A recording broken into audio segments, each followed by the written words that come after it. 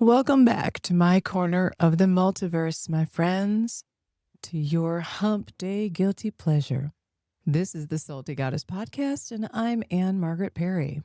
What are we going to discuss today and jump right into? Well, this is going to be menopause 2, okay? Receipts and responses. So, my beautiful souls, my beautiful salty souls, welcome back. Okay. And yeah, we're into menopause yet again because clearly last week we hit a nerve, a raw nerve. Many of y'all reached out with questions. My TikToks blew up.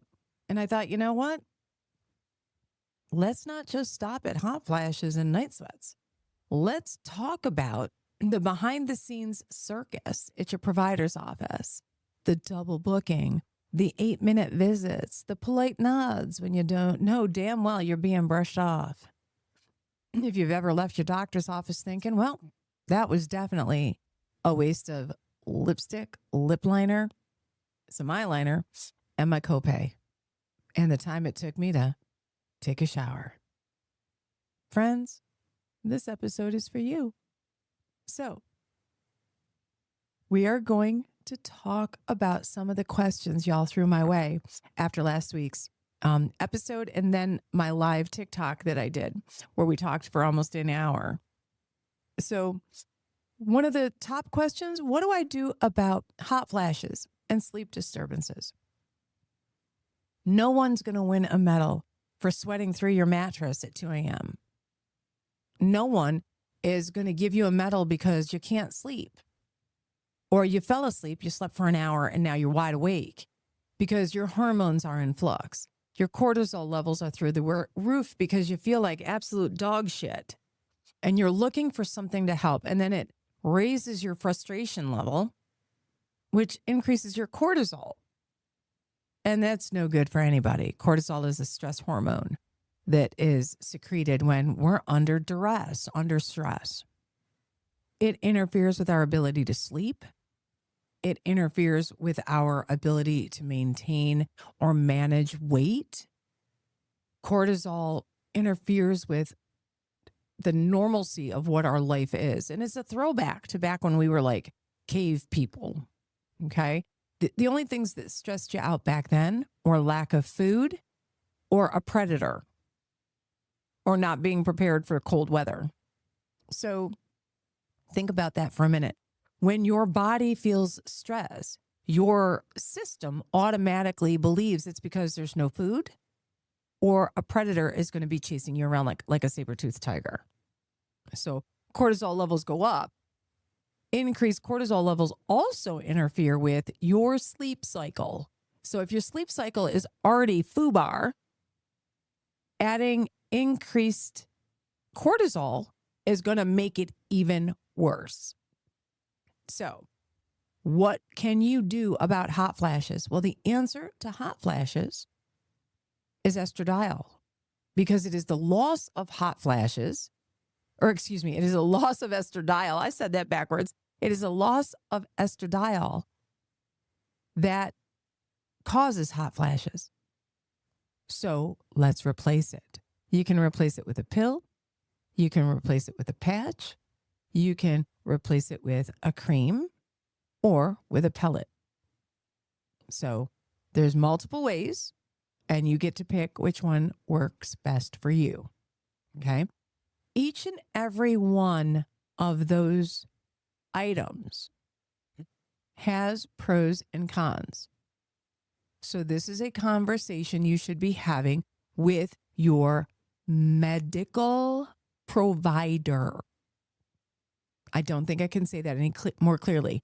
This is not for some TikTok doc because you don't know if they really and truly have the credentials to give you that type of advice.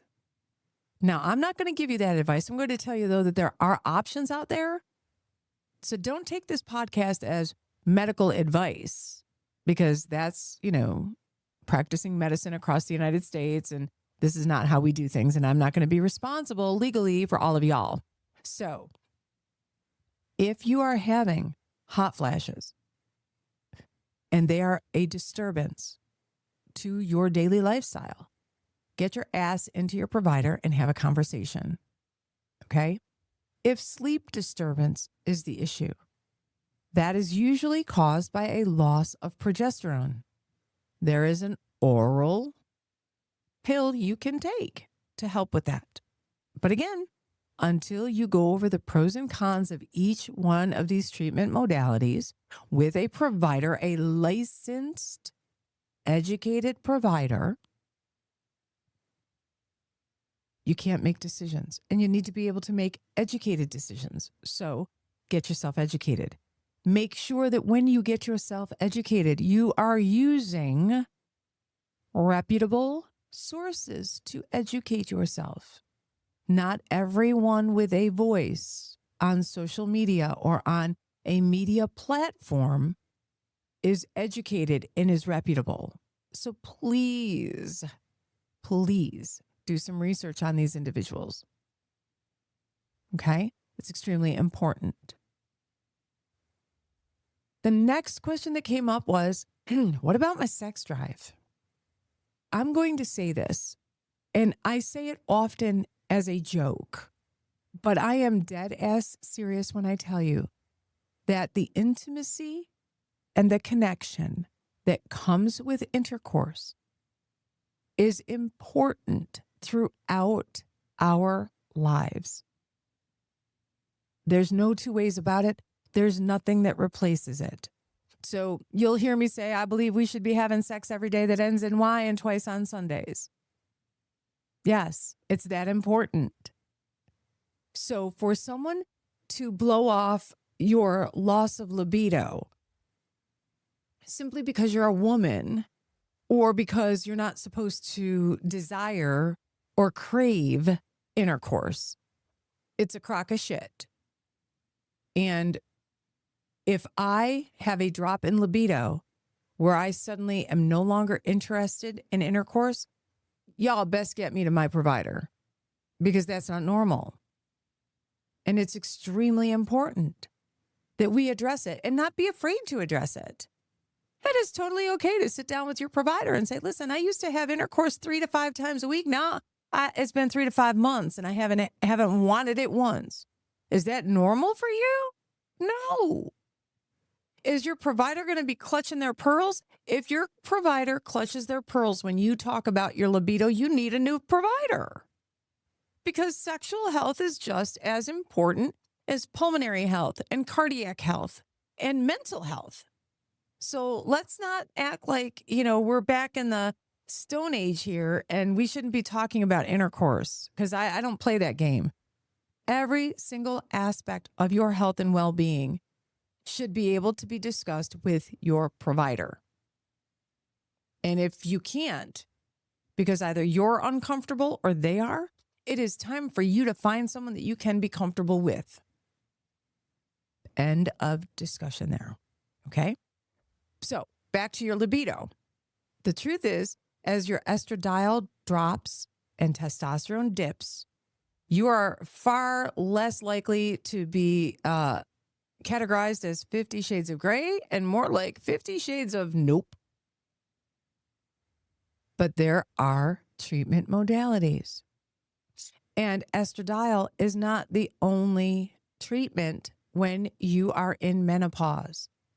All 3 hormones, if they have dropped off, progesterone, estradiol, and testosterone, all need to be replaced. Okay? There's also some non-hormonal things that you can try, that you can use that may be of assistance, but there's definitely, something to be said for replacing those, okay? Now, you shouldn't be suffering in silence, which means that when you show up at your provider's office, you have to be ready to have that conversation. If you walk in and accept the nod, and the from your provider, and it appears that they're just glossing over your complaints, you are literally signing your own gag order. If you walk in saying, well, I'm fine, but no, you're not fine. If you're not sleeping well, if you're gaining weight, if you've lost your libido, if you are fatigued, even after decent, sleep, and it doesn't appear to be restorative, all of these things, those aches and pains, yes, your joints begin to ache when you lose estradiol, progesterone, and testosterone. So you need to be prepared to walk in and have a frank conversation with your provider. They cannot assist you if you do not communicate the truth of what is happening. Okay? So let me tell you a little bit about what it's like, and I'll pull back the curtain on the behind the scenes of what takes place at your provider's office. Okay? And if you ever wonder why your provider looks absolutely frazzled, or why your appointment feels like you just sat through a speed dating event, it's because many of your offices that are not privately owned have some, C-suite level group of people deciding how many patients an experienced provider should be seeing each hour. And they often double book patients. That's right, 2 of you for the same time slot. And why is that? Money. That's why. They look at analytics, much the way you look at the analytics on your TikTok and Instagram, and they go, oh, look, we noticed that the Thursday before a holiday, everybody shows up for their appointments. If they're sick appointments, there's scheduled follow-ups and physicals and annuals and stuff like that. Those are the ones that are more likely to not show up before the holiday because the client believes, oh, I've got time to take care of that. I really need to get these 4 pies made this week. I need to get this done. I don't want to spend the copay because we're about to go, to the beach. So they literally have analytics for every time slot for every day of the week. And they know what percentage of patients will be a no-call, no-show, will cancel either the night before or the day of. And then they double book. Is that not doesn't it sound asinine to you? You would never purposefully double book yourself for 2 meetings at the same time. No. So why is it done that way? Because money, because it's production, because it's productivity, because it's billable hours. So you get 8 minutes, sometimes less, to tell your story that's been unfolding inside of your body, potentially weeks, at the very least days, weeks, months, and for some of us, years. And what happens? Your provider's face is in the chart because they're trying to chart everything, a rushed prescription, maybe a follow-up in 6 months, 3 months, maybe if you're lucky. But that's not healthcare, is it? No, it's not. And here's the kicker. If you are not brutally honest about your symptoms, your chart is it's literally going to say, patient appears well, voices no concerns. Translation, your suffering doesn't exist on paper in a chart. And if it doesn't exist, it never happened. And if it never happened, the next time you walk in the door and that provider goes, oh, they weren't complaining about this last time. The hell's going on? And then it becomes a new problem and they start at the very beginning. So if it doesn't exist on paper, it doesn't exist in the system. And that is the reason why you must advocate for yourself when you see the physician or the provider, I should say, because some of us are seeing physicians associates. Some of us are seeing nurse practitioners. Some of us are seeing MDs and DOs. Okay. So it looks like, 8 minutes per patient. I promise you, my hello is at least 2 to 3 minutes or 4 minutes or 8 minutes. I'm not getting through anything in an 8-minute visit. Hello, how are you? How have you been? What's new? Anything happening? How's the family? How are the kids? Trust me, I'm asking all the questions. And I'm asking those questions of my provider. That's me as a provider asking my patients, although I do ask them all those same things. All right. So you must take back control. What can you do about that 8-minute double booked appointment? How do you survive? Here's your salty survival kit. You must, at home, prior to this appointment, keep a diary. What? Am I going to talk about a book and a pen again? And for those of you that are listening and don't have video of this podcast, I've got my trusty little special book and my beautiful abalone fountain pen where I keep track of everything. All right. Keep a symptom diary. Absolutely. Write down your sleep, your normal or historical sleep patterns, and what is different now, your moods. Friends, listen, I can't handle like loud sounds. I don't like the sound of a dog licking itself repetitively. I don't like the sound of people chewing. There's a lot of things that get under my skin. It's like nails on a chalkboard.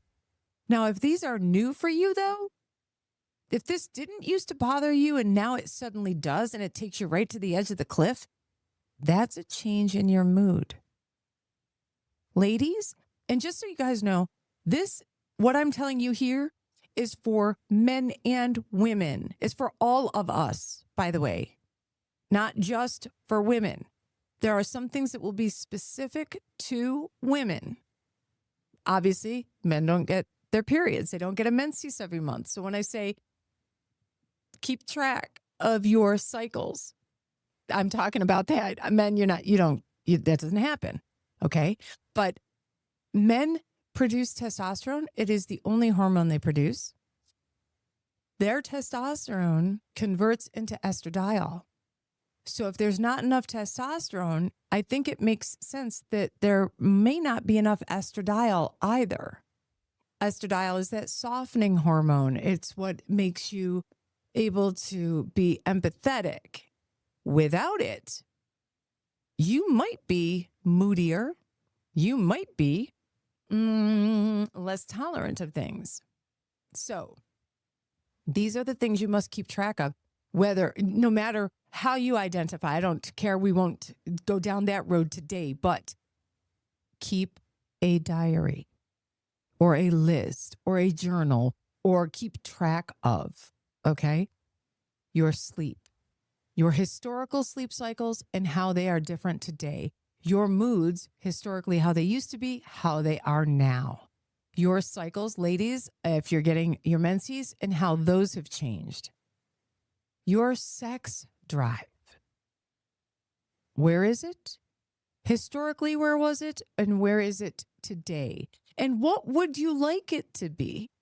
And then, of course, your energy level, your brain fog, your ability to focus, whether or not you're able to make deadlines at work or even in your personal life. Like I need to coordinate my closet. I need to clean it out. I need to organize it. And I need to set up a closet system. Now I have all of the organizing pieces that I need. Now I need to sit down and go through every single piece of clothing. It's a little overwhelming. But if I set a deadline for September 1st, and historically, when I had a project like that at home, if I met that deadline and finished the project, that would be my norm. If September 1st came and went, which it did on Monday, and the closet project still has not been initiated, that's a change in my functionality. And this is where a lot of us get into trouble at work. We used to be highly productive, highly organized, extremely functional, with a great ability to focus and maintain deadlines and projects. And suddenly, we can no longer do that. Just so you know, This happens to men as well who have low testosterone. It's not just a lady thing. So when you look at individuals of age, 50 and beyond, they will have had a perfect employment record prior to the loss of these hormone levels. Now, all of a sudden, their body of work sucks. Their body of work is literally shattered, and they're no longer that productive, focused, project-driven, deadline-driven individual that they were in the past. Now, it sucks, but you have to record these. These are things that you have to discuss with your provider. And patterns speak louder than just the offhanded complaint. And be honest. Don't walk in saying, well, it's really not that bad, when your hair is completely thinning out, your skin feels like sandpaper, your marriage is hanging on by a thread because you're not sleeping, and you've suddenly stopped having sex. I'm sorry, that's a problem. This is not the time for pearl clutching, TMI conversations, for politeness. This is your provider. They should be able to hear everything about you. If they can talk to you about your anus and your rectum, okay, you can talk to them about having low libido. If they can put their finger in your rectum for a digital rectal exam, they can hear that you've lost your libido. I promise you. It won't shock them. And if it does, find a new provider, because that's not the one for you. All right, so be honest. Don't feel that you have to be modest or protect someone's sensibilities when you are there for medical care. Have that conversation. So, and don't be afraid to ask questions. Do not be afraid to say, what are my options? What are the risks? And this is the humdinger, if you will, love that word, of all questions. These are the questions I ask my providers. If I were your spouse, your partner, what would you recommend I do? And I often get the most honest answer to that question. I say to them, when you're about to refer me out to this provider, would you allow someone that you love dearly and deeply to go to this provider? Because if not, don't fucking send me there, because I don't want them either. I put them on the spot. I force them to treat me like a human being, like someone that matters, and not just a time slot. I was searching for a specialist when I moved down to South Carolina. It took me 6 months to find a specialist, this specific specialist. So I kept traveling back to New York every month to see my specialist in New York. And it's okay. They were out of network of my insurance company. And it didn't matter to me that the cost was more, because I want quality care. And I'm willing to go to whatever level I need to go to make sure I receive it. So when I did finally find a specialist here that I wanted to interview, and I say interview because that's what it is for me. I got to meet you first. We're going to have a conversation, and I'm going to decide whether or not I'm taking off my clothes for you. So don't think that just because I made an appointment with you that we're locked into something long-term, because we're not. So when I called to make my first appointment, my new patient appointment with this provider, I explained to the staff, I need you to schedule me for 2 back-to-back new patient appointments. I understand that this is not normal protocol. I understand you're probably going to have to speak to someone to get permission to do this. But I want those 2 back-to-back uninterrupted appointments. And if I need to, I am willing to pay cash for that appointment, the second one, whatever it takes, along with the copay for the first one. It is this important. We have a lot to discuss. My file is extremely thick. And the woman giggled a little bit. And on the day of the appointment, in walks the doc. And I said, have you gone to the bathroom and emptied your bladder? And did you get yourself a cup of coffee or a bottle of water? Because you're going to need it. We're going to be here a bit. And he kind of just looked at me and smiled. I said, better go pee. Right meow, my friend. And get yourself something to drink because we're going to be here a while. He went out. He came back within a couple of minutes. And yes, he washed his hands. He sat down. I brought with me a file folder with a bunch of stuff in it. And we sat there and talked for the next hour. And when I got done with this interview, if you will, I let him know it took me 6 months to find him and that he passed the test and I would be keeping him. And he laughed a little bit and he said, oh, well, how did you find me? I said, well, I am a woman and, we a little cray-cray. I searched you out. I know where you were educated. I know where you're from. I know that you're married. I know how many kids you have. I know how old your kids are. And I know that sounds really super creepy, but it just so happened it was in his bio. I wasn't doing any real deep digging. Okay, it was all out there on the internet. I got the information legally. And I knew that he had just come to the Charlotte area and that he most likely wouldn't be leaving anytime soon. And longevity in medical relationships are extremely important, especially if you have a complicated situation. So I let him know that. And he was like, oh, that's really kind of creepy.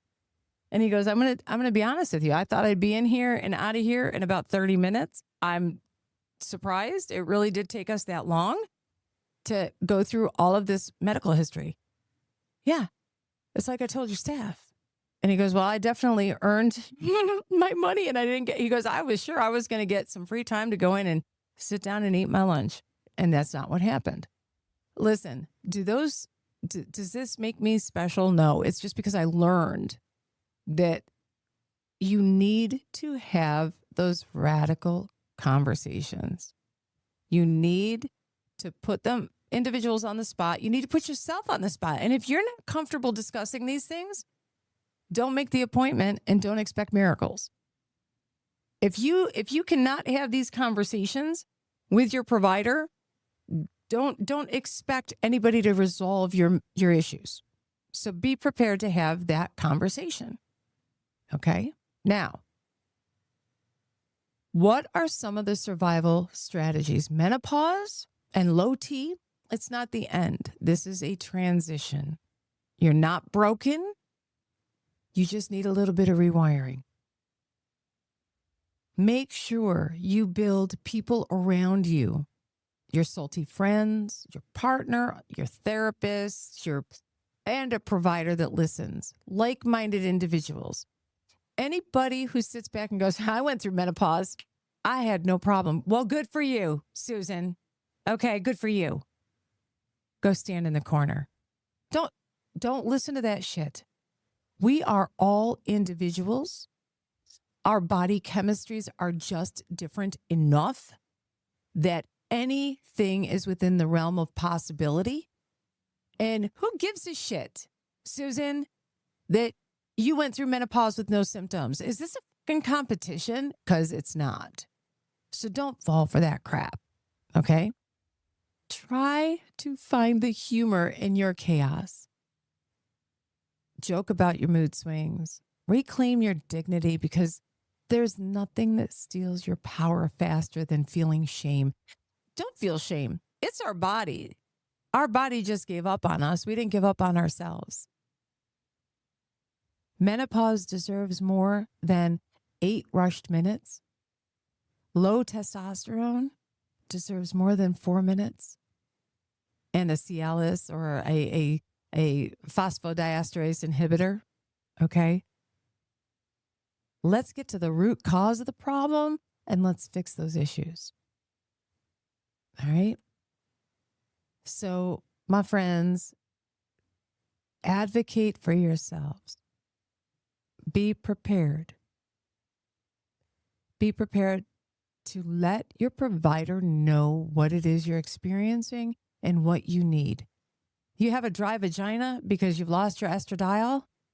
That's okay. It's totally normal. It happens to most of us that go through menopause. Not everybody, but most of us. But you know what else that dry vagina causes? Loss of lubrication during penetration. That can cause pain. It causes retraction of mucosal membranes, which can increase our risk for UTI because the urinary meatus and the urethra are also mucosal membranes. Everything retracts and dries up.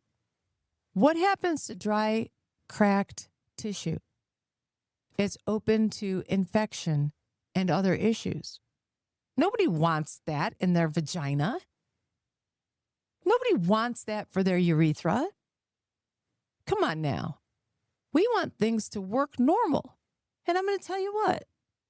50 years ago, when housewives had gone through menopause, what they had to focus on was a grocery list and grown kids. Now when we go through menopause or low T, just so you know, ladies and gentlemen, I'm speaking to both of y'all here now, okay? If a gentleman got low T and the wife had already gone through menopause, nobody wanted sex. Nobody had a libido. Everybody dealt with it. Now if your libido drops, you get a little blue pill, but you get nothing for the female side of it. And what is she supposed to do? Now that you've got a rock hard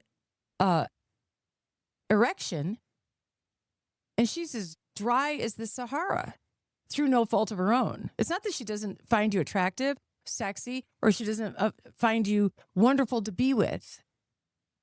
Your hormones drive all of these things. And to deny it is bullshit. So now in 2025, you go through menopause, you're working maybe a C-suite level job. Maybe you're a project manager. You're running grandkids to practice, getting them on the bus in the morning and breaking up their arguments after dinner with, slapping one another and pieces of wood and all the rest of it, like what happened to me last night. Okay, I'm just telling you. We do more now today than our parents and our grandparents have ever done.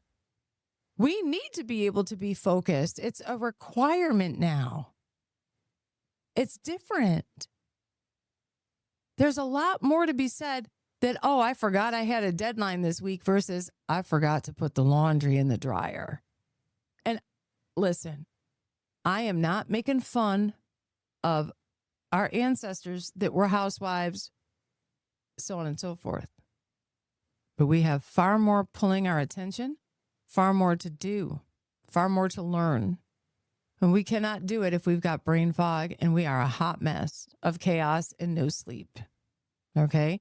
I can't get up in the morning having slept an hour and 15 minutes, go over to the office and take care of patients all day long.